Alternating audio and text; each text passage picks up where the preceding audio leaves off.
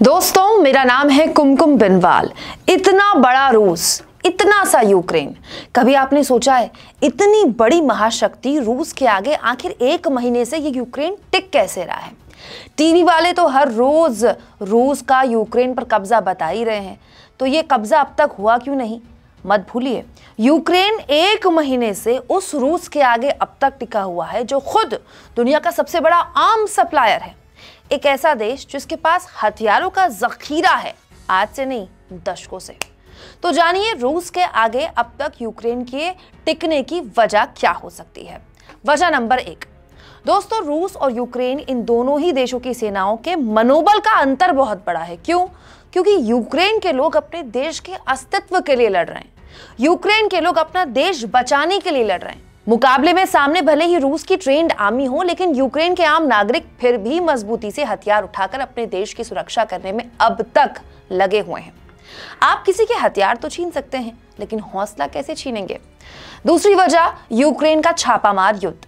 एक तरफ रूस है जो लाइन में सैनिकों और साजो सामान को रखकर धीरे धीरे आगे बढ़ता है, तो दूसरी ओर यूक्रेन के सैनिक हैं जो छापामार तरीके से युद्ध कर रहे हैं। यूक्रेन की सेना बड़ी होशियारी से चुपके से रूस के एंटी टैंक मिसाइल को फायर करता है और वहां से निकल जाता है। जब तक रूस को पता चलता है तब तक तो काम हो चुका होता है। तीसरी वजह है रूस की जल्दबाजी। जी, रूस ने शुरुआत में यूक्रेन के आसपास करीब 1.5 से 2 लाख सैनिक तैनात किए, क्योंकि रूस इस जंग को ज्यादा दिन खींचने के मूड में नहीं था, क्योंकि रूस को उम्मीद थी कि यूक्रेन टिक ही नहीं पाएगा।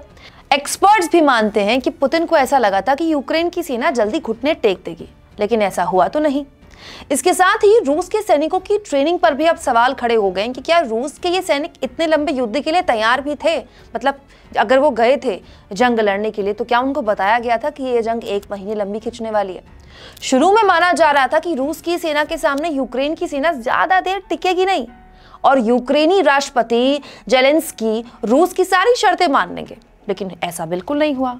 और तो और जेलेंस्की की देश छोड़े जाने की खबरों का भी खुद लगातार जेलेंस्की खंडन करते रहे, बार बार अपने दफ्तर से वीडियो भी शेयर करते रहे।